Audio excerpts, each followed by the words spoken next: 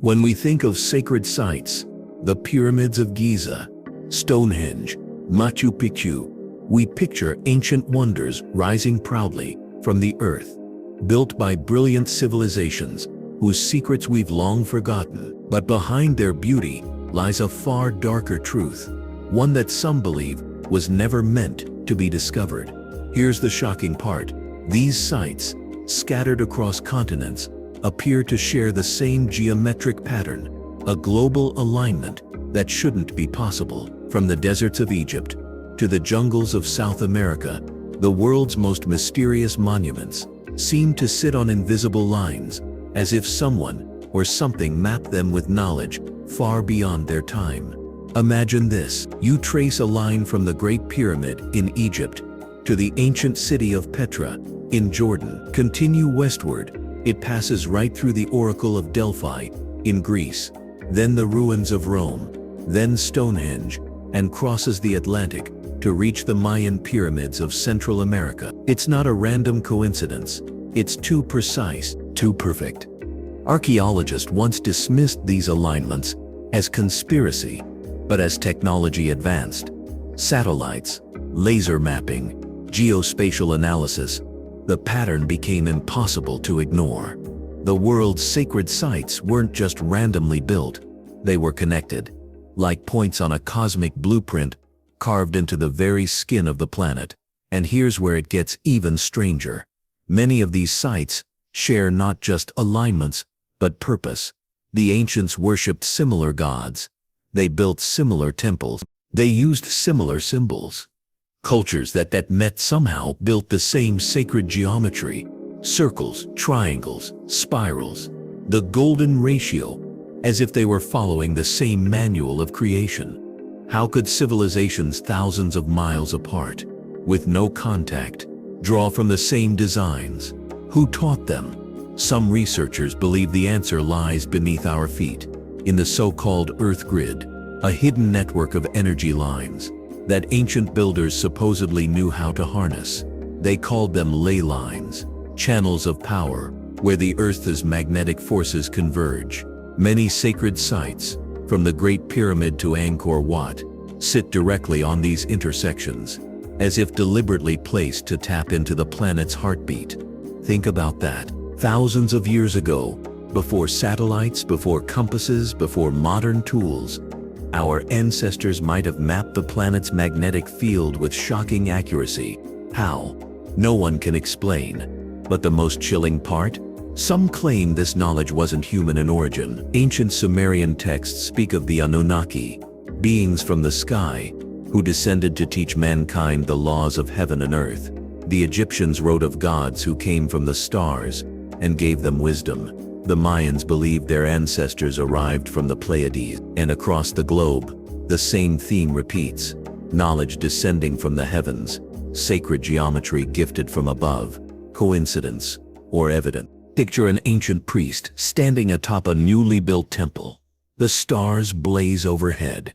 He's not just worshiping them, he's aligning his temple to their exact position. Every stone, every shadow, calculated to match the cosmos. To the ancients, the heavens were not just decoration, they were blueprints. The earth below mirrored the sky above.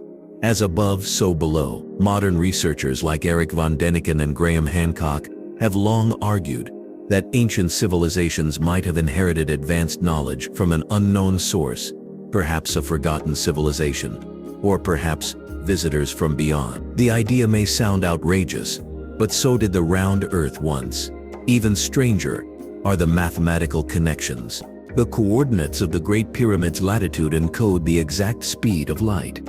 The angles of Machu Picchu mirror the constellation Orion. Stonehenge aligns perfectly with the midsummer sunrise and midwinter sunset, astronomical precision that modern instruments can barely improve upon. We're ancient builders, scientists, or messengers. The deeper you look, the more impossible it seems that chance could explain it all. And that's why for decades, mainstream archaeology avoided this conversation altogether. The idea that humanity's sacred past could be linked, or worse, guided, by something beyond our known history, threatens everything we think we understand about civilization, but the evidence remains. You can erase records, you can silence explorers, but you can't erase the stones. Each site hums with energy, whispering the same question across time.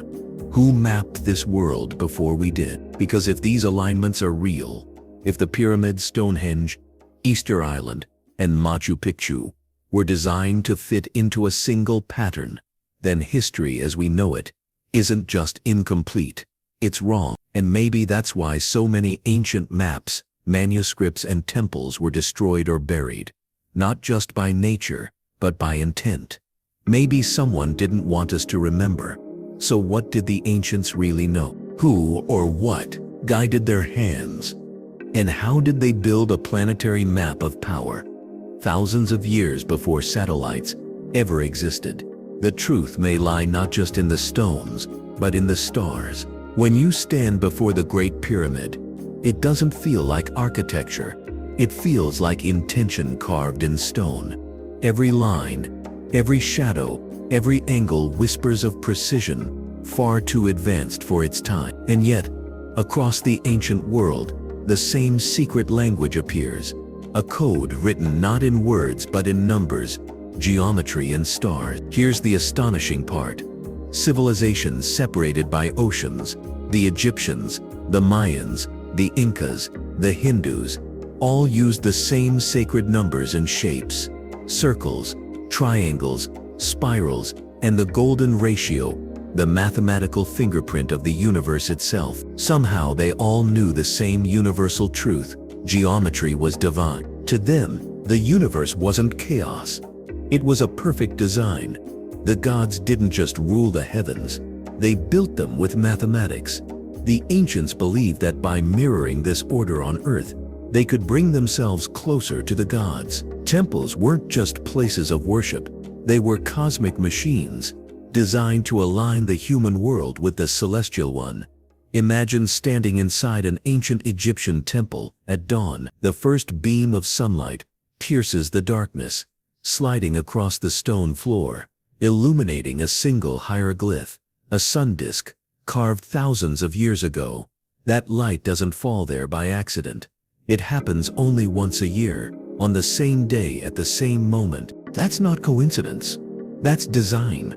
The same phenomenon occurs at Stonehenge, where the rising sun on the summer solstice aligns perfectly with the heel stone, and at Chichen Itza, where on the spring equinox, the setting sun casts the shadow of a serpent slithering down the steps of the Pyramid of Kukulkan. Ancient architects didn't just watch the stars, they synchronized their monuments with them. But here's the riddle. How did they know? How did people without telescopes, satellites, or even compasses align structures to celestial events with such flawless accuracy? Some researchers believe they tapped into something far deeper, a lost science of vibration, frequency, and geometry that once unified heaven and earth. The ancients called it sacred geometry. To them, numbers like 3, 6, and 9 weren't just digits, they were the keys to creation itself. Nikola Tesla once said, "If you only knew the magnificence of 3, 6, and 9, you would have the key to the universe." But long before Tesla, the ancients were already using these numbers. The dimensions of the Great Pyramid encode the ratio of the Earth's circumference to its radius. The Mayan calendar cycles mirror planetary orbits. The Angkor Wat temple complex in Cambodia maps the exact movement of Venus. It's as if they built time into stone. Coincidence or proof that ancient builders possessed a unified understanding of mathematics, astronomy, and spirituality, knowledge we've only recently begun to rediscover? Let's look closer at the golden ratio, known as Phi 1.618. It appears in flowers, seashells, hurricanes, even galaxies. It's the divine proportion of balance, beauty, and harmony. And somehow, it's encoded in nearly every sacred site on Earth. The Parthenon in Greece, the pyramids of Egypt, the temples of Angkor, and even the Mayan pyramids, all built with this ratio at their core. How did they all discover the same mathematical constant? independent discovery, or a shared source. Some ancient texts hint at an origin beyond Earth. The Egyptians credited their architectural knowledge to Thoth, the god of wisdom, who measured the heavens and mapped the earth. The Sumerians spoke of Enki, the bringer of knowledge from the stars. The Mayans worshipped Kukulkan, the feathered serpent who descended from the heavens to teach them science and mathematics. Different names, different lands, but the same story repeated. It's as if a divine architect once walked among them, teaching a universal language, a code of the gods. And then there are the maps. The Piri Reis map, drawn in 1513, shows the coast of Antarctica centuries before it was discovered. It depicts the continent without ice, suggesting access to ancient knowledge predating recorded history. Whoever made the original version of that map saw the world from above, as if from the sky. If that doesn't send chills down your spine, consider this. Many sacred sites align not only with each other, but with constellations. The 3 pyramids of Giza match the stars of Orion's belt. Teotihuacan mirrors the same alignment. The temples of Angkor correspond to the constellation Draco. It's as though Earth itself was built as a reflection of the heavens, a living, breathing star map. The phrase, "as above, so below," wasn't just philosophy, it was instruction. The ancients believed the gods created man in their image, and the earth in the image of the cosmos. By building temples aligned with the stars, they weren't just worshipping the heavens, they were replicating them. And maybe, just maybe, that's the point. Perhaps humanity wasn't meant to build at random. Perhaps every sacred site, every line, every angle, was part of a grand design, one that connected Earth to the stars, humans to gods, and knowledge to eternity. But somewhere along the way we lost that code. Or worse, it was taken from us. So who were these divine teachers? And why did their knowledge vanish from human history, leaving only fragments hidden in myths, temples, and forbidden symbols? The next clue might be written not on Earth, but in the skies themselves, in stories carved into stone long before history began. Imagine this. It's night in ancient Sumer, 6,000 years ago. The desert wind hums softly as priests gather atop a ziggurat, their eyes fixed on the stars. They're not just stargazing, they're waiting, because according to their oldest texts, the gods didn't live in the heavens metaphorically. They literally came from there. Here's the part that still sends shivers down historians' spines. Every major ancient civilization, from Mesopotamia to Egypt, from the Mayans to the Dogon tribe of Africa, spoke of the same thing: beings from the sky who descended to earth, bringing knowledge, laws, and order. They gave us writing. They gave us agriculture. They gave us civilization itself. But what if these gods weren't divine at all? What if they were something else? The Sumerians called them the Anunnaki, those who came from the heavens to earth. The Egyptians called them the Neteru, divine beings who sailed across the sky in golden boats. The Mayans told of the Kukulkan, a shining serpent who descended from the stars. The Dogon tribe spoke of the Nomo, beings who came from the Sirius star system, knowledge they somehow possessed long before modern astronomy confirmed it even existed. Coincidence or memory? Let's start with the Sumerians, the oldest known civilization on Earth.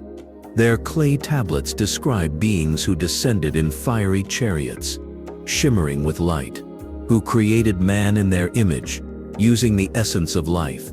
Modern scholars translate that as myth, but the detail, the precision, it feels more like documentation.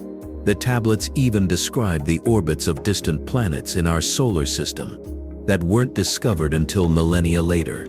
How could they have known? And Egypt, the land of gods and pyramids. Their texts tell of Re, the sun god, who traveled across the sky in a burning vessel, of Osiris, who came from the stars to teach men about agriculture and resurrection, of Thoth, who brought writing, medicine, and architecture. These weren't vague allegories. They were described as teachers, physical beings, who lived among men, shining with the light of the sun. Now imagine, standing in the shadow of the Great Pyramid, looking up at that impossible geometry, those flawless joints. Did human hands really do this alone? Or were they following instructions left behind by something not quite human? Here's where it gets even more unsettling.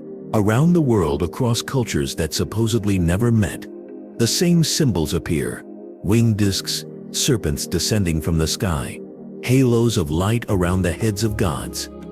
Ancient carvings in Peru show figures in helmets and suits that look eerily like modern astronauts. The Nazca lines, vast geoglyphs carved into desert soil, can only be seen properly from the sky. Who were they meant for? In India's Vedic texts, thousands of years old, we find descriptions of the Vimanas, flying machines piloted by celestial beings. These weren't poetic metaphors, they were detailed blueprints, describing propulsion, sound frequencies, and aerial battles fought in the clouds. Ancient India spoke of interplanetary wars while Europe was still in cave. How could myths from such distant lands all echo the same image: beings of light descending from the heavens? Even the Bible carries the echo. The sons of God came unto the daughters of men. The book of Enoch describes beings who descended from the sky, teaching humans forbidden arts, metalwork, cosmetics, astrology, and were punished for it. Angels, or something else entirely. And the Dogon people, an isolated African tribe, knew that Sirius wasn't a single star, but a binary system. They described its orbit, its invisible companion star, and even its density, all scientifically accurate, thousands of years before telescopes. When asked how they knew, their answer was simple. The Nommo told us. The beings from the sky. Skeptics call it coincidence. Believers call it evidence. But either way, the question remains: how did primitive people all over the world share the same cosmic knowledge, the same myths of star visitors, the same obsession with the heavens? Could humanity's first teachers have come not from the soil beneath our feet, but from the stars above our heads? Imagine being one of them, an ancient shepherd, staring at the night sky, watching as a fiery light descends slowly to earth. You'd have no frame of reference, no science to explain it. To you, that would be a god. And when that god spoke, you'd listen.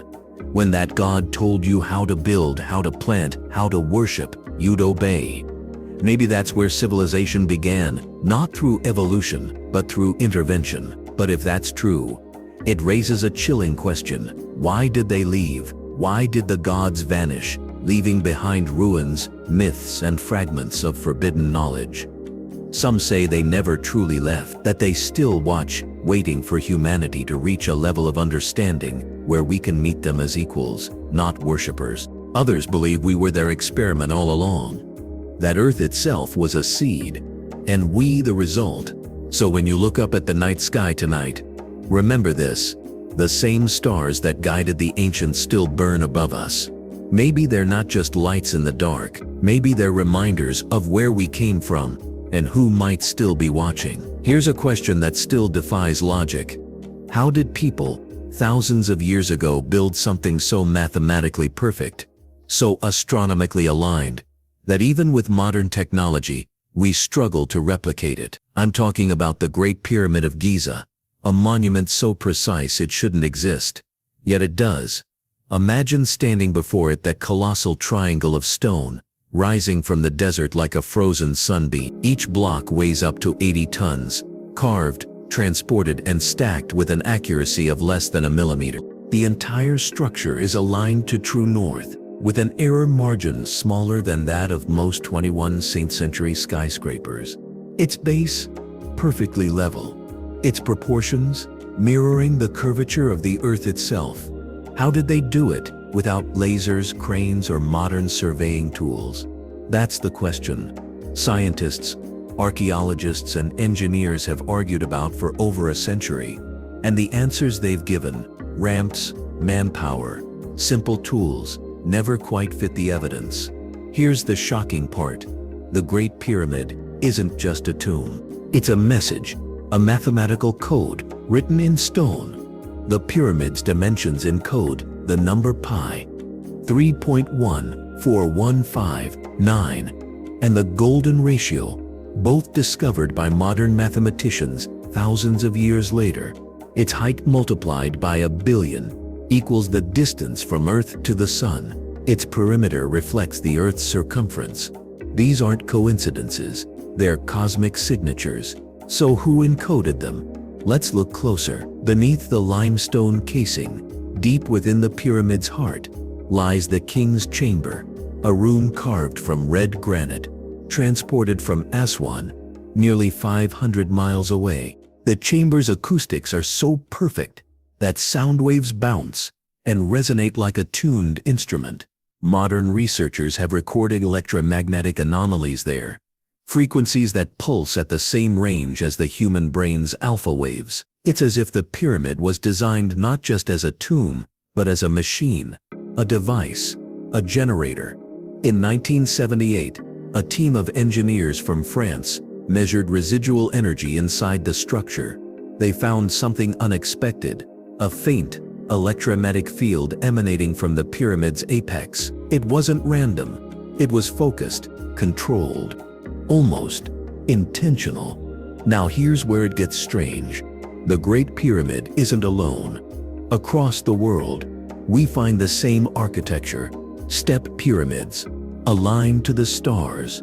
Mexico, Sudan, China, even Indonesia, civilizations separated by oceans, somehow built nearly identical monuments, following the same principles of geometry and astronomy. Why? How? Each pyramid aligns with the stars of Orion's belt, the same 3 stars worshipped by the Egyptians as the celestial home of Osiris, god of resurrection. The same pattern repeats across continents. The Mayans built their own Orion-aligned pyramids.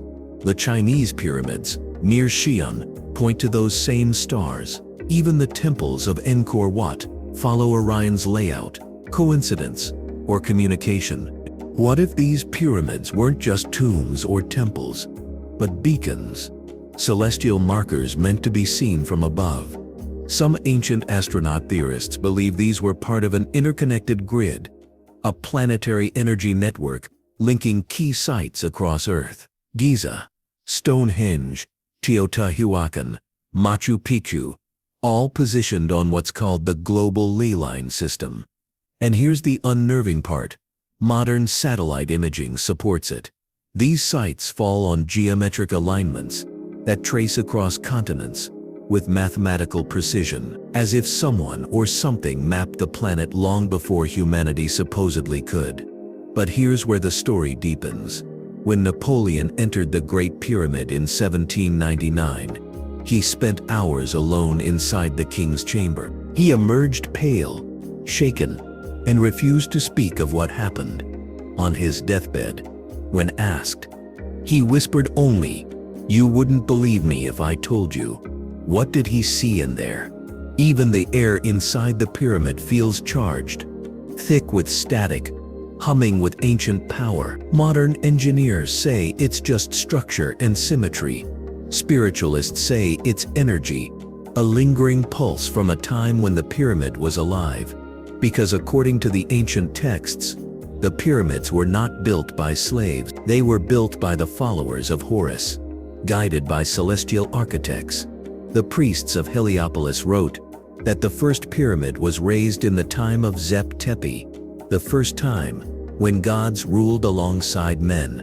Zep Tepi, a phrase Egyptologists can't fully explain. But in ancient myth, it refers to a golden age, long before recorded history, when advanced beings walked the earth.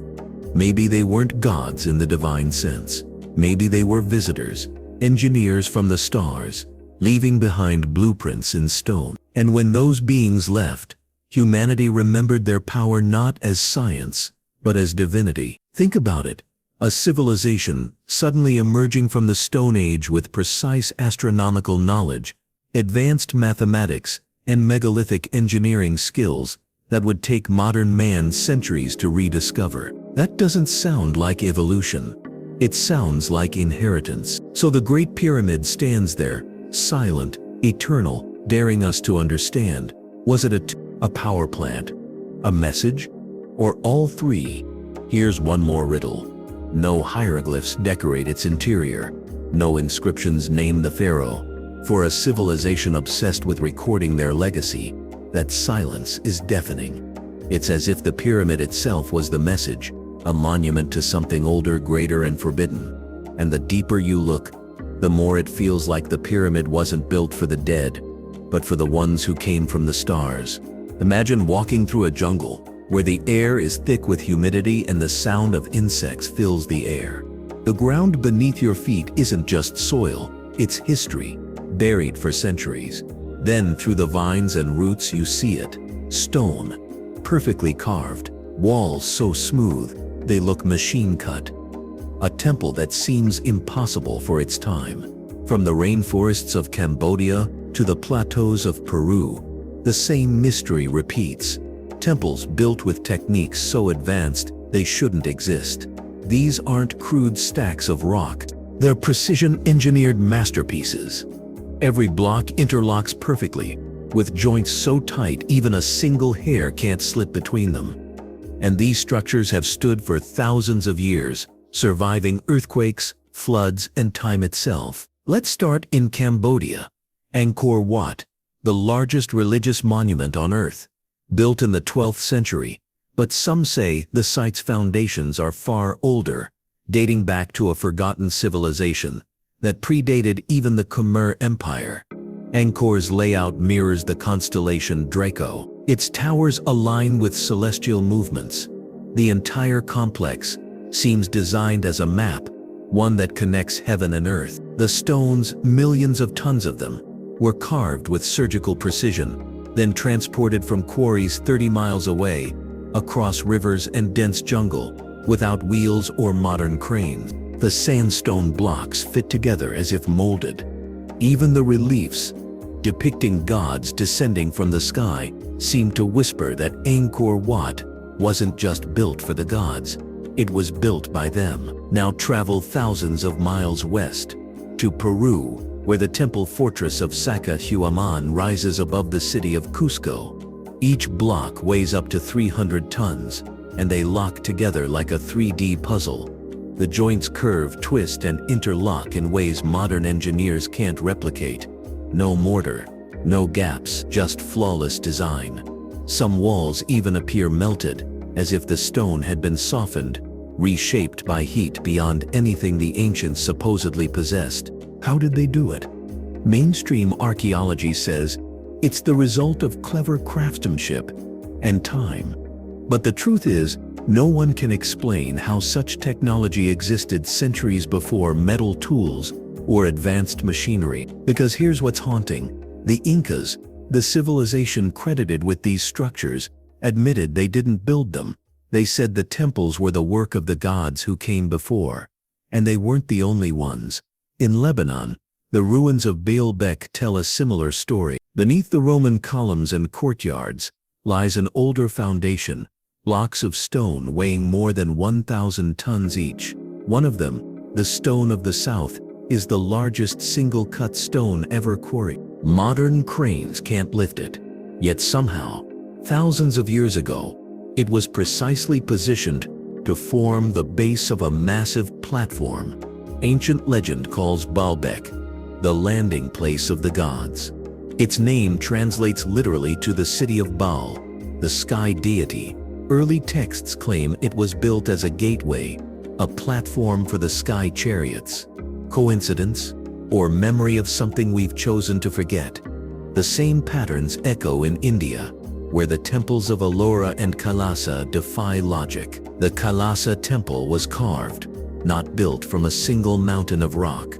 400,000 tons of stone were removed, perfectly symmetrical without modern tools. Engineers say it should have taken centuries, but ancient inscriptions claim it was built in a single lifetime. How? The legend says the gods themselves directed the construction. And the deeper you go, the stranger it gets. The ceilings and pillars show scorch marks, as if from intense heat that could have come from a kind of tool we still don't fully understand, something beyond hammers and chisels. Even in Egypt, Temples like Abydos and Dendera depict machines that look startlingly modern. The Dendera light carving, for example, a massive bulb-like shape with a filament-like serpent inside, has sparked debate for decades. Is it symbolic, or could it depict ancient electrical technology long forgotten? And then there's Göbekli Tepe. In modern-day Turkey, the oldest known temple complex on Earth, dated to around 12,000 years ago. That's 7,000 years before Stonehenge. It appeared out of nowhere. No villages, no tools, no evolution of architecture leading up to it. Massive T-shaped pillars covered in animal carvings, arranged in perfect circles, buried deliberately under sand for reasons no one knows. Archaeologists admit it's a mystery. Who built it? How did they move those 20-ton stones? And why did they bury it?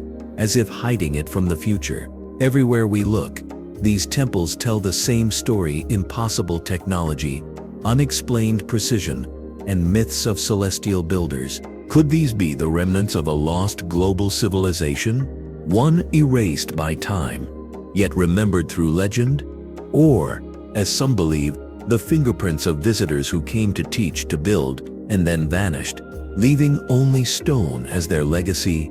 The truth is, these temples feel alive. They hum with intelligence, with memory. They seem to whisper, "We were not alone." Because when you stand in front of them, something inside you stirs. A feeling that history is hiding something, that the past is not what we were told. And maybe, just maybe, every temple that defies time is more than a ruin. It's a message, a reminder that once the gods walked among us and left behind the blueprints of eternity. Imagine standing before a temple wall that's covered in carvings, spirals, eyes, serpents, suns, stars. You can't read them, but somehow they feel familiar. It's as if those symbols speak a language your soul remembers, even if your mind does not. Now here's the shocking part. Those same symbols appear everywhere, from the deserts of Egypt to the jungles of South America, from Viking stones in Scandinavia to Aboriginal art in Australia. Civilizations separated by oceans and millennia used the same images, the same pattern, the same sacred shapes. How could that be possible? Mainstream history says these cultures had no contact, no trade, no shared ideas, yet somehow they all painted the same story. A story written not in words, but in symbols. Let's start with one of the oldest, the spiral. You'll find it carved into megaliths in Ireland, tattooed on Maori skin, painted on cave walls in New Mexico. To ancient people, the spiral represented life's cycle, birth, death, and rebirth. But some researchers believe it goes deeper, that it symbolizes energy itself. The spiral motion of galaxies, the coiling of DNA, the rotation of hurricanes, the same geometry that defines life across the universe. Then there's the all-seeing eye, the Eye of Ra in Egypt, the Eye of Providence on America's dollar bill, the third eye in Hinduism, the Eye of Horus found in tombs and temples. Why did so many cultures see power in the eye? Some say it was the symbol of divine consciousness, the ability to perceive reality beyond human limits. Others whisper it was something else entirely, a mark of those who once saw the gods face to face. And what about the serpent? The most mysterious of all. In Mesoamerica, Quetzalcoatl, the feathered serpent, was said to have descended from the heavens to bring wisdom and civilization. In India, the serpent Kundalini coils at the base of the spine, representing latent spiritual energy waiting to awaken. In the Bible, a serpent appears again, this time in the Garden of Eden, offering forbidden knowledge. Why does this creature, across time and culture, always guard the secrets of enlightenment? Was it purely symbolic, or were ancient people describing something they actually witnessed, something powerful, radiant, and alive? But here's where it gets even stranger. Across thousands of miles and thousands of years, the same geometric symbols repeat: triangles, circles, hexagons, interlocking pattern. Modern science calls these sacred geometry, the flower of life, the seed of life, shapes that encode mathematical perfection and mirror the structure of atoms, sound frequencies, and even the dimensions of space itself. The Egyptians carved them into temple walls. Leonardo da Vinci drew them centuries later. And in 2017, satellite scans discovered these same geometric patterns embedded in ancient ruins beneath the sands of Peru. Temples aligned not randomly, but according to complex mathematical grids. Coincidence, or evidence of an ancient global language, one spoken not through words, but through symbols that transcended culture and time. Now let's look at the cross. Long before Christianity, it was the solar cross, the symbol of the four seasons, the four directions, the balance of life. The Native Americans used it, the Celts carved it into stone, the Mayans used it to mark sacred centers, and in Egypt it evolved into the Ankh, the cross, with a loop on top, symbolizing eternal life. So when you see these shapes scattered across continents, you begin to realize ancient people were trying to say the same thing, that the universe follows a divine pattern, and they could see it. But here's the part that will give you chills. Modern researchers studying brainwave frequencies and sacred geometry found that some of these ancient symbols produce measurable effects on human consciousness. The flower of life pattern, when focused upon, can actually synchronize brain hemispheres and induce calm, meditative states. It's almost as if ancient temples weren't just places of worship, they were machines for the mind. Spaces designed to alter consciousness, to open the third eye, to connect human beings with something greater, something cosmic. Look closely at the pyramids, mandalas, ziggurats, stupas. Their forms all mirror these sacred geometries. Circles within squares, triangles within circles. It's as if every civilization, guided by something unseen, built their temples as blueprints of the universe itself. And maybe that's the point. Maybe these symbols weren't just decoration or art. Maybe they were keys, each one a fragment of a forgotten system of knowledge about energy, vibration, consciousness, and our place in the cosmos. The ancients didn't write manuals or build computers. They encoded their wisdom in stone, in symbols, in architecture that could survive time, flood, and fire. So when we walk through these temples today, we're not just tourists. We're standing in front of an encrypted message from the past, one written for those who would one day awaken and remember.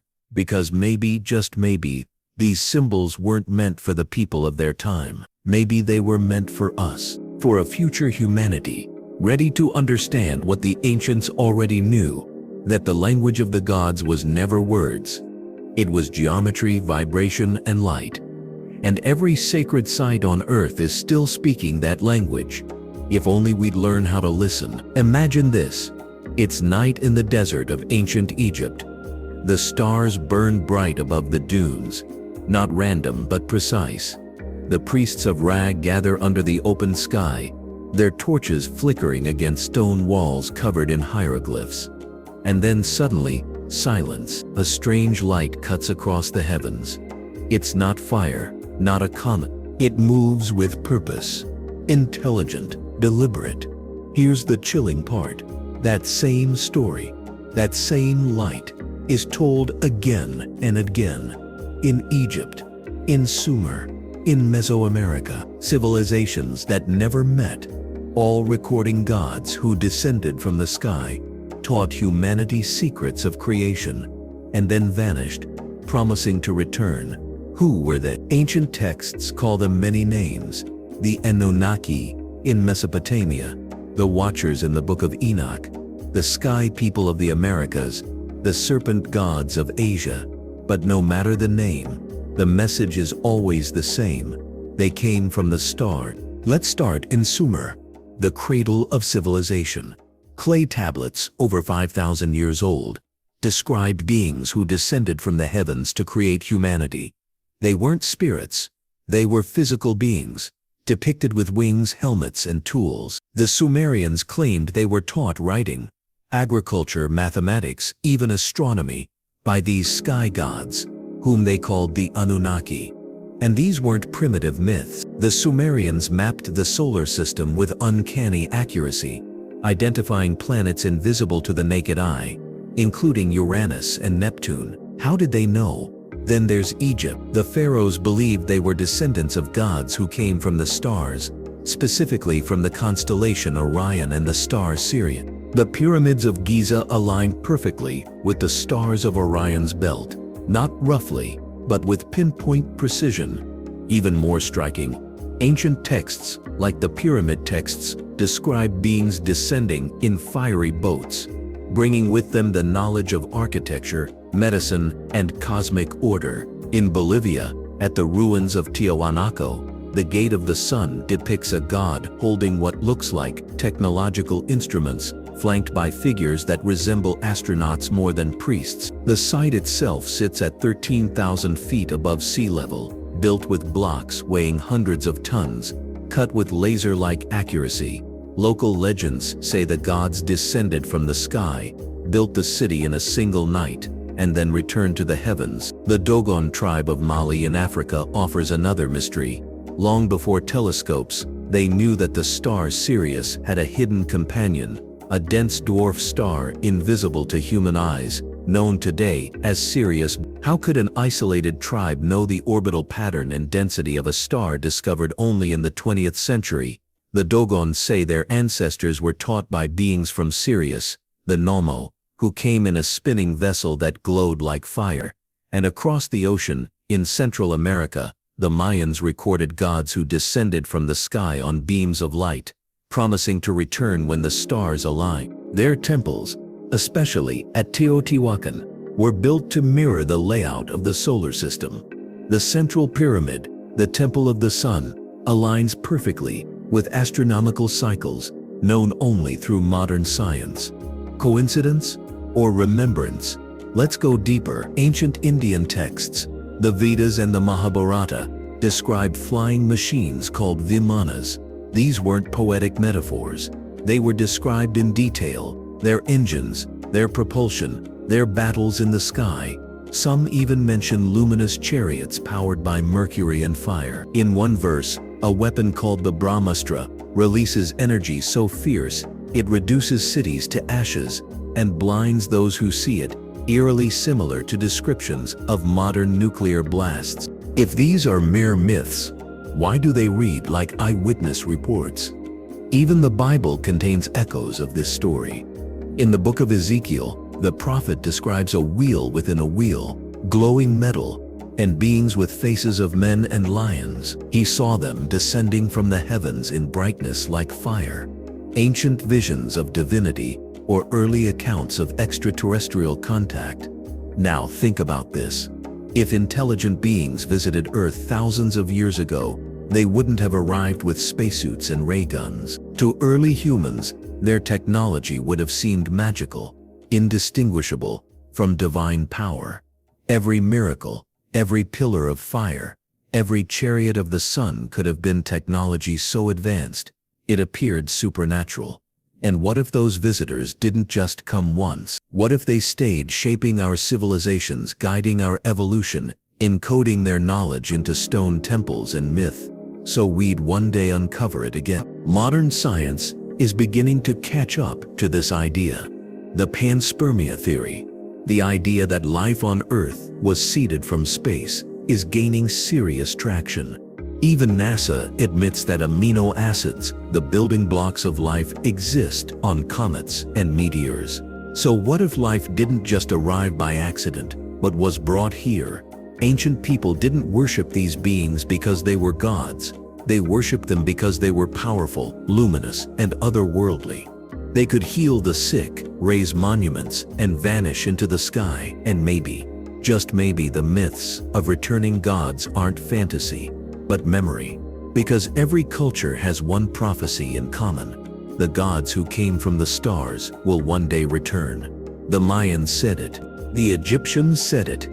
The Sumerians wrote it in clay. Could that be why even today, we look up at the night sky and feel that pull, that instinct that we're not alone? Maybe those ancient architects didn't just build temples. Maybe they left markers, celestial maps, stone transmitters waiting to be reactivated. And perhaps as we reach out into space once more, building rockets, sending probes, decoding the stars, we're not exploring something new. We're simply finding our way back home. Imagine this. You're standing atop a mountain at sunrise. The horizon glows gold. Below you, the ruins of an ancient temple rise from the mist, silent, eternal, deliberate. But what if I told you that this temple wasn't built where it is by accident? What if it's part of a global pattern, an invisible network that connects the most sacred places on Earth? Because here's the secret. The ancients didn't just build temples anywhere. They built them on power. From Stonehenge to the pyramids, from Machu Picchu to Angkor Wat, every sacred site sits on what researchers now call ley lines, invisible pathways of electromagnetic energy that flow beneath the Earth's surface. These lines form a global grid, linking temples, pyramids, and monuments across continents. Coincidence? Or ancient engineering on a planetary scale? Let's start with something shocking. Draw a line from the Great Pyramid of Giza to Easter Island, and you'll pass through the ancient cities of Petra, Ur, Persepolis, and Mohenjo-Daro. Each one a cradle of civilization, each one aligned within degrees of the same global circle. It's as if our ancestors mapped the Earth's energy long before satellites or compasses existed. Ancient Chinese geomancers called it dragon lines, rivers of qi, the Earth's life force. The Aboriginal elders of Australia spoke of song lines, invisible tracks sung by the gods. In South America, the Inca called them sekis, sacred pathways radiating from their temples. Across the world, the same idea repeated. The Earth breathes, pulses, and flows with energy, and temples were built to tap into it. Now here's where it gets even stranger. Many of these temples emit measurable electromagnetic anomalies.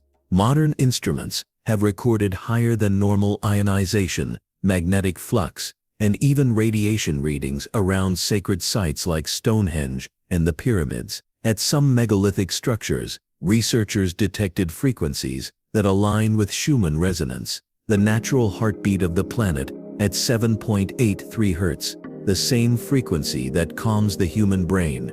Could it be that these sites were more than places of worship, that they were machines, temples that didn't just honor the gods, but harnessed Earth's energy, amplifying, storing, and perhaps transmitting it? The Great Pyramid of Giza, for instance, wasn't just a tomb. Modern studies show its inner chambers resonate at specific frequencies when sound is produced inside them. Acoustic engineers discovered that the king's chamber amplifies vibrations in a way similar to a modern power generator. The granite used inside contains high levels of quartz, a mineral known to generate electrical charge under pressure, a phenomenon called piezoelectricity. Now ask yourself, why would ancient builders choose quartz-filled granite, cut it to acoustic perfection, and place it in precise geometric alignment with Earth's magnetic north? If it was only for burial, then there's Stonehenge, whose massive stones are made of a similar crystalline material. When struck, they resonate like tuning forks, and the circle itself aligns with solstices, moments when the Earth's magnetic field shifts.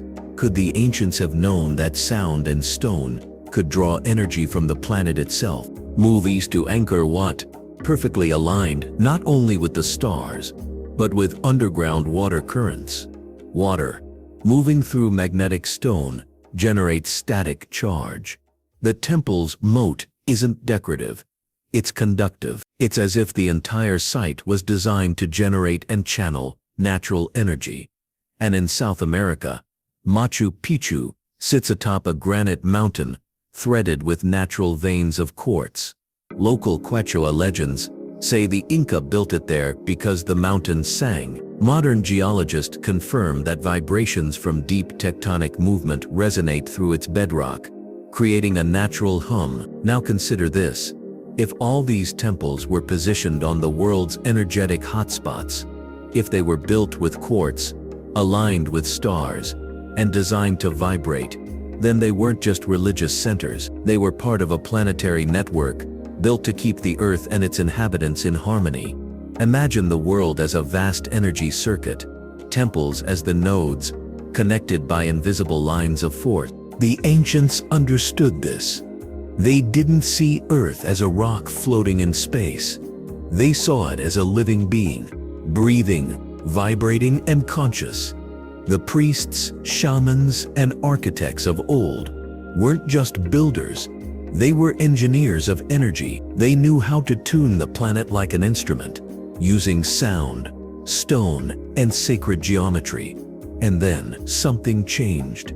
The grid went dark, civilizations collapsed, knowledge was lost. The temples became ruins, the energy forgotten, but traces remain. Every time you walk into an ancient temple and feel that strange calm, every time you stand among ruins and your body hums with quiet awe, that's not imagination. You're feeling the residue of power, a connection to something vast, ancient, and real. Maybe these temples were never meant to worship gods above, but to awaken the God within.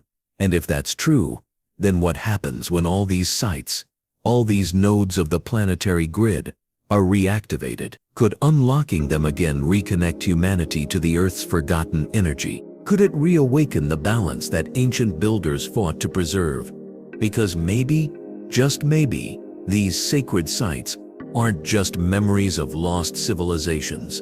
They're keys waiting for us to remember how to use them. Imagine descending into darkness so complete it swallows sound. Your torchlight flickers against stone walls carved with faces that have not been seen by human eyes for thousands of years. Each symbol, each mark, seems to whisper a warning. You were not meant to find this. But you did. And now the question is, why were these tombs sealed so completely? What truth were the ancients trying to protect or hide? The deeper archaeologists dig, the stranger the earth becomes. Beneath deserts, jungles, and mountains, there are chambers untouched since the dawn of civilization. Some contain artifacts that defy logic.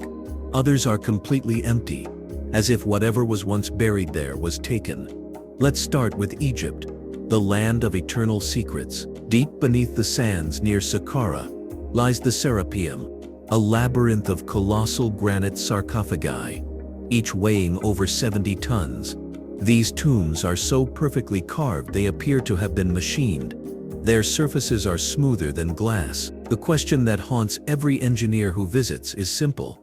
How did ancient Egyptians without steel tools or modern machinery cut, transport, and seal such massive structures with absolute precision? Some believe these were not tombs for bulls as official records claim, but something else entirely: containment chambers for energy, artifacts, or beings that could not be allowed to see the light of day again. Here's the chilling part.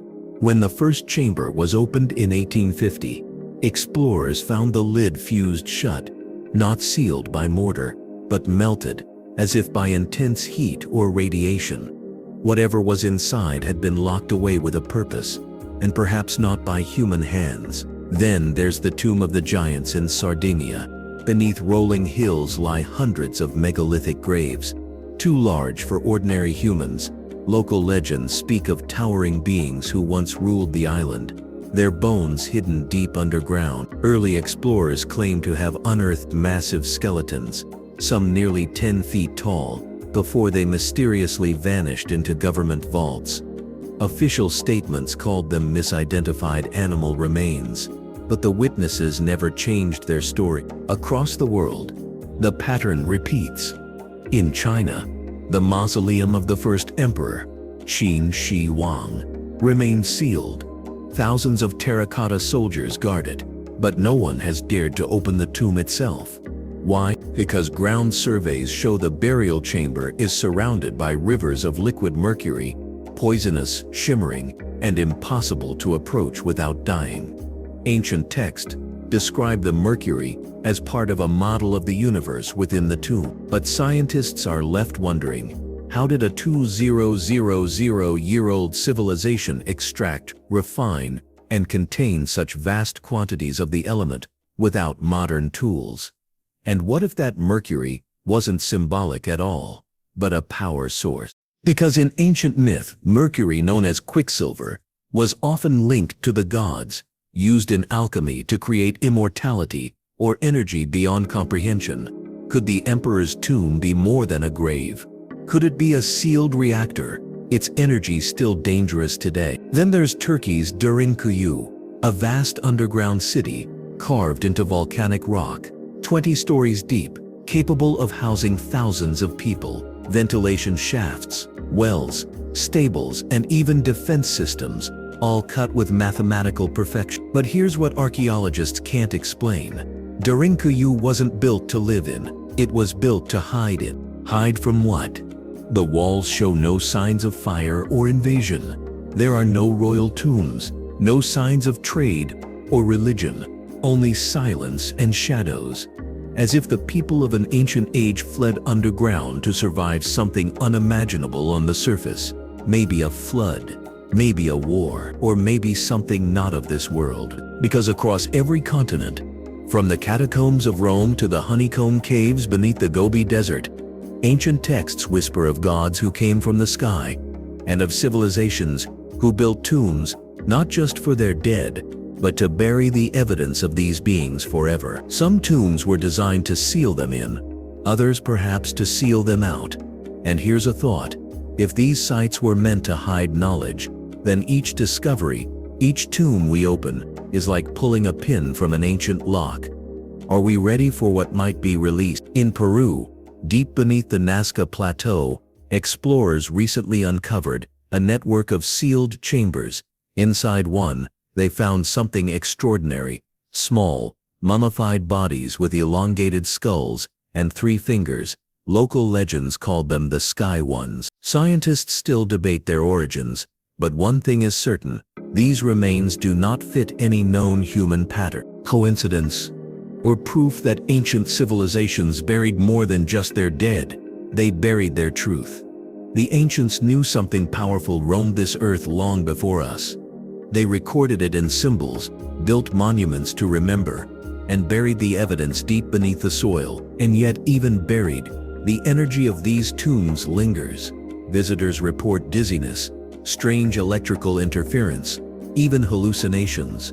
Some claim to hear whispers in the air, like the echo of a language no one speaks anymore. Maybe it's superstition, or maybe these tombs are not silent. Maybe they're waiting.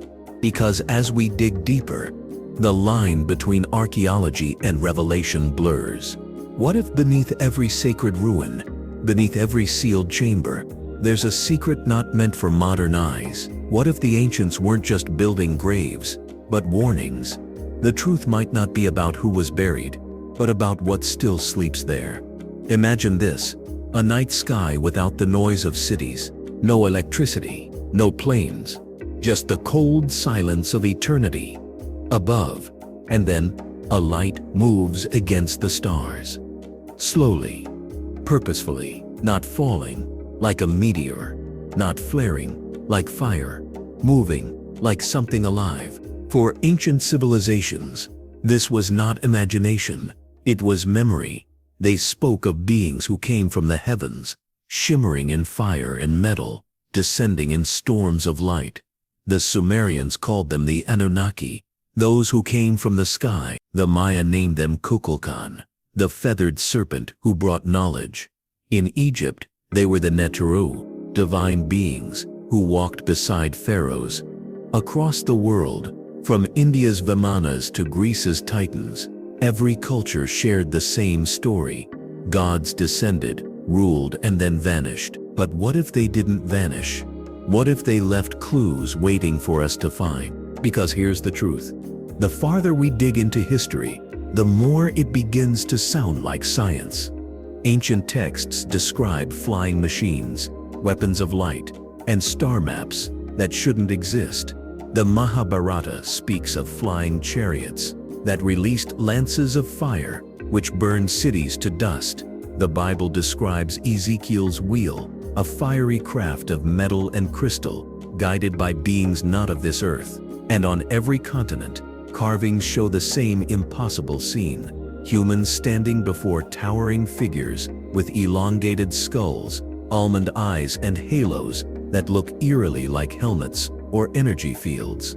Coincidence? Or ancient eyewitness accounts turned into myth? Let's go back to where the mystery began, Mesopotamia, 6,000 years ago. The cradle of civilization, the birthplace of writing, cities, and laws. The Sumerians claimed their knowledge came directly from the Anunnaki, star travelers, who engineered humanity in their image. Ancient tablets describe them descending in fiery ships, teaching agriculture, astronomy, and architecture before returning to the heavens. And here's the chilling part. One Sumerian text mentions that the Anunnaki would return when the stars align again and the earth trembles. Sound familiar? Because around the world, that prophecy repeats.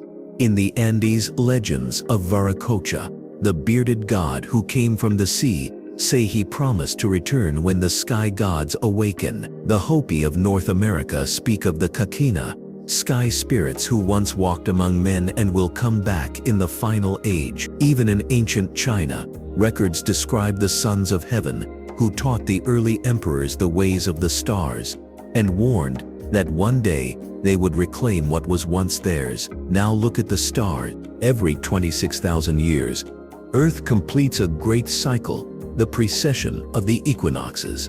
Ancient monuments like the Great Pyramid and Angkor Wat are aligned to this celestial rhythm. Could they have been built not just as tombs or temples, but as cosmic clocks, counting down to the return of the sky beings?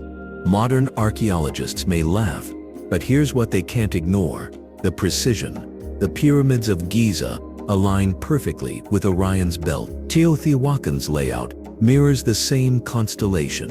In Cambodia, Angkor Wat aligns with Draco. These were not random alignments. They were messages written in stone, maps of the heavens, frozen in time. And in those same myths, the message is clear: we came from the stars, and we will come back. But where did they go? Some theories suggest they didn't leave at all, that beneath the earth, in hidden cities like Derinkuyu, or beneath the oceans, remnants of these beings still sleep, waiting for a time when humanity is ready. Even NASA has discovered anomalies, enormous metallic structures under Antarctica, unexplainable radar readings beneath the ice, and at the bottom of the Pacific, sonar scans reveal geometric patterns too symmetrical to be natural. Governments call them geological coincidence. But what if they're not? Think about this. Almost every ancient structure that connects to the stars also connects to energy. The Great Pyramid's geometry amplifies resonance. Stonehenge vibrates with magnetism. Machu Picchu hums with quartz. What if these sites weren't just places of worship, but beacons? Beacons designed to communicate, to call something back. Maybe the ancients weren't worshiping gods at all. Maybe they were maintaining contact. When the Mayans vanished around 900 CE, they didn't leave signs of war or famine. Their cities were abandoned overnight, as if they had simply departed. Their inscriptions mention the day the gods returned to the sky. The same phrase appears in Sumerian texts and Egyptian records. Across all mythologies, there's one haunting pattern. The gods always promise to return when humanity forgets who they are. And perhaps that time has come again. In the past century, sightings of unidentified aerial phenomena have surged. Declassified military footage shows craft defying physics, moving faster than anything built by man. Ancient prophecies spoke of flaming discs and metal birds appearing in the sky before the next great age begins. It makes you wonder, are we witnessing the return of the old gods, or the awakening of something that was never truly gone? Because maybe the real secret of these sacred sites isn't that they were built by aliens. Maybe they were built for them. Markers, gateway, coordinates etched into stone, leading back to where they once stood. And if the myths are true, if the gods who walked among men are stirring again, then the question isn't whether they'll return. The question is, What will they find when they do? Will they see a humanity worthy of their knowledge, or a civilization that forgot the sacred connection it once had to the stars? Imagine this: a dimly lit room, deep beneath a medieval monastery. The air is heavy with dust and candle smoke. A monk sits hunched over a desk, quill trembling in his hand. Before him lies a scroll so old its edges crumble at the touch. He hesitates, looks over his shoulder, then begins to write. Not words of faith, but warnings, secrets, a history the church ordered him to destroy. That monk's fear wasn't paranoia, it was survival. Because during the rise of Christianity, entire libraries were burned, pagan temples were destroyed, ancient knowledge, astronomy, medicine, mysticism, all labeled heresy. But among the ashes, whispers survived, fragments of texts, buried under churches, hidden inside monasteries, disguised as hymns or prayers. And those fragments tell a story the church never wanted us to read. Here's the shocking part. Before Christianity spread across Europe, the world was connected by something older, a universal spiritual code. From Egypt to India, from the Druids to the Maya, civilizations believed the same thing, that humanity was guided by beings from the stars. They taught wisdom through symbols: the eye, the serpent, the sun, the course. These weren't just religious icons. They were cosmic blueprints, maps of energy, consciousness, and creation. But when the church rose to power, that knowledge became dangerous. Symbols once meant to enlighten were rebranded as evil. The serpent, once the bringer of knowledge, became Satan. The star, once a sign of divine guidance, became forbidden astrology. The cross, an ancient symbol of cosmic balance, was stripped of its meaning and repurposed as a weapon of conquest. And the books that contained these truths vanished. But some didn't burn, they hid. In 1945, near the Egyptian village of Nag Hammadi, farmers unearthed a jar sealed since antiquity. Inside were 13 leather-bound codices, the Gnostic Gospels, texts written by early Christian mystics who believed the God worshipped by the church was not the ultimate creator, but an impostor, a false light. According to them, the true divine essence was beyond matter, beyond control, beyond fear. The Gnostics spoke of eons, cosmic beings, who helped shape humanity. One of them, they said, was Sophia, wisdom itself, who created life and was punished for giving humans divine spark. Sound familiar? Because it mirrors the myth of Prometheus, who gave fire to mankind, and the serpent in Eden, who gave knowledge to Eve. Could these stories all point to the same forbidden truth, that humanity once received enlightenment from beyond, and power structures have been trying to erase it ever since? When the church discovered these heretical teachings, it acted swiftly.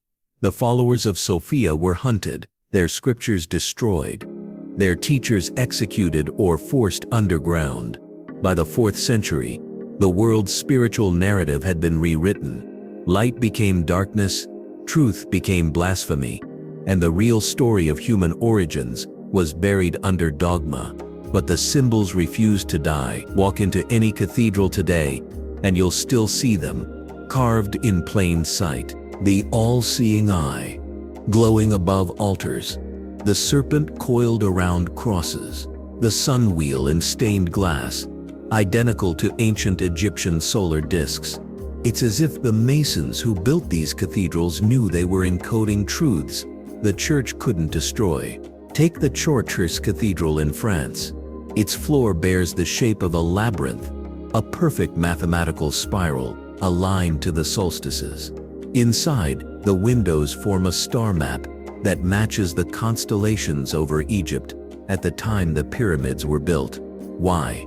Because the builders were part of secret orders, the Knights Templar, the Rosicrucians, and later the Freemasons, groups who preserved fragments of the old knowledge, hidden behind the facade of faith.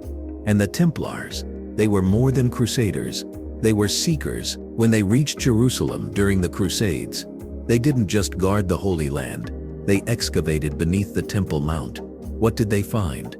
No one knows. But after their return, their power exploded. They built cathedrals that pulsed with sacred geometry. They minted coins with the symbol of Baphomet, not a devil, but an ancient emblem of balance, representing both male and female, light and dark, human and divine. A symbol the church would later twist into something sinister. By 1307, the church grew fearful. The Templars were arrested, tortured, and burned. Their secrets, whatever they had found, disappeared once again. But some survived, hidden in coded manuscripts and symbols scattered across Europe. From Rosslyn Chapel in Scotland to Montségur in France, whispers of the old truth remain. Symbols of stars, serpents, and sacred geometry, marking the map of a forgotten faith that predates Christianity itself. And then there's the Vatican archives, 85 kilometers of shelves buried beneath the Holy See, containing more than 35,000 volumes never shown to the public. Only a handful of people on Earth are allowed access. What's inside? Documents from the Inquisition, lost Gospels, and perhaps the ancient codices that tell the true story of humanity's origin. Ask yourself, why would the world's most powerful institution keep that hidden? Maybe because if the truth ever came out, that gods once walked among men, that enlightenment came from the stars, and that our souls carry divine power, the foundations of control would crumble overnight. Imagine the shift, a world where people no longer bow in fear, but awaken in unity. A world where every church, pyramid, and temple is revealed to be part of the same ancient network, a design meant to connect humanity back to the cosmos.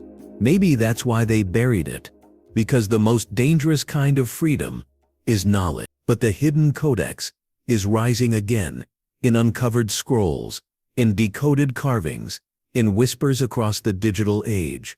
The truth they buried is resurfacing, and we are the generation meant to see it. Imagine standing at the edge of a crumbling temple as dawn breaks. The first rays of sunlight cut through the mist, striking a stone that hasn't seen light in centuries.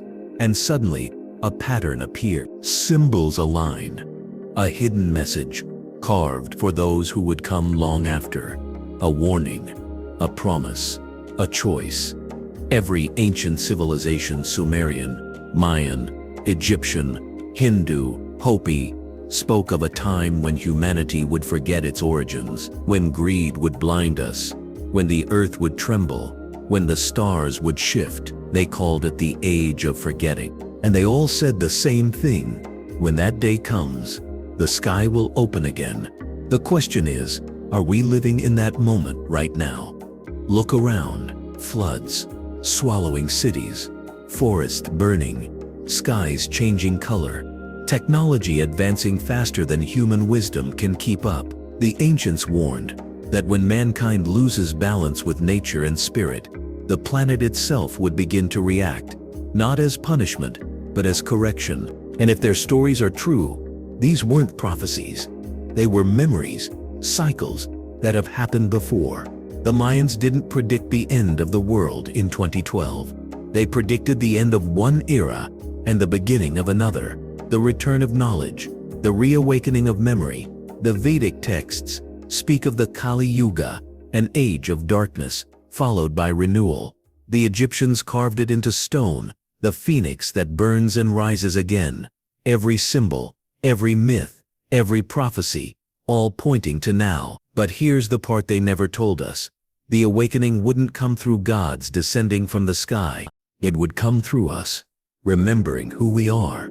Because maybe the gods were never external. Maybe they were mirrors, reflections of what humanity can become. Beings of light, knowledge and power, who mastered the balance between matter and spirit.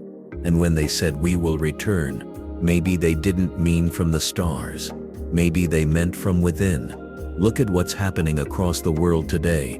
People rediscovering sacred geometry, exploring consciousness, decoding ancient texts, questioning everything we've been told. The same curiosity that burned in the temples of Egypt and the ziggurats of Babylon is alive again, in you, in me, in everyone searching for meaning beyond the material. And yet, not everyone welcomes this awakening, because when people remember their divine nature, they can no longer be controlled. When people reconnect with the stars, they no longer fear death. They understand it. When people see themselves as creators, not followers, entire systems of power begin to shake. That's why the ancients hid their wisdom in stone and symbol. They knew this day would come, when humanity would need to remember without being told, when we would have to find the truth, not in temples or texts, but in ourselves. They left us clues everywhere. The Fibonacci spiral, in the shape of galaxies and seashells. The golden ratio, in our DNA and the pyramid's design. The same sacred geometry in flowers, hurricanes, and our very heartbeat. It's all the same pattern, the signature of creation, reminding us that we are part of something vast, intelligent, and eternal. And maybe that's the real secret of the sacred sites. They weren't just built to honor the gods. They were built to awaken us, to make us remember that the divine never left. It's been inside us all along, waiting for the signal to rise again. The ancients tried to warn us, not of destruction, but of choice, that humanity would stand at a crossroads. One path leads to domination, technology without wisdom, and self-destruction. The other leads back to balance, between earth and sky, body and spirit, science and soul. The symbols, the myths, the alignments, they were never just history. They were instructions, a roadmap to survive the forgetting and step into the remembering. So when you look at the ruins of Machu Picchu, or the glowing stones of Giza, or the mysterious lines of Nazca, remember, they are not relics of superstition. They are monuments to who we were and who we can be again. Because the truth isn't hidden anymore. It's written in the stars, carved in the stones, encoded in your very cells. The gods are not coming back. And now, as the cycles shift again, the question remains, will we repeat the mistakes of the past, or awaken into what the ancients always knew we could become? The choice is ours. The awakening has begun. The real question is, will you remember? If this journey opened your eyes, if it made you question what you've been taught about history, power, and the origins of humanity, then help others see it too. Like this video to let the algorithm know this truth matters. Subscribe for more stories the textbooks never dared to tell. And in the comments, tell me, which ancient mystery do you want revealed next? Because history isn't dead, it's alive, breathing through ruins, through stars, through us. And the more we remember, the closer we come to unlocking the truest mystery of all ourselves.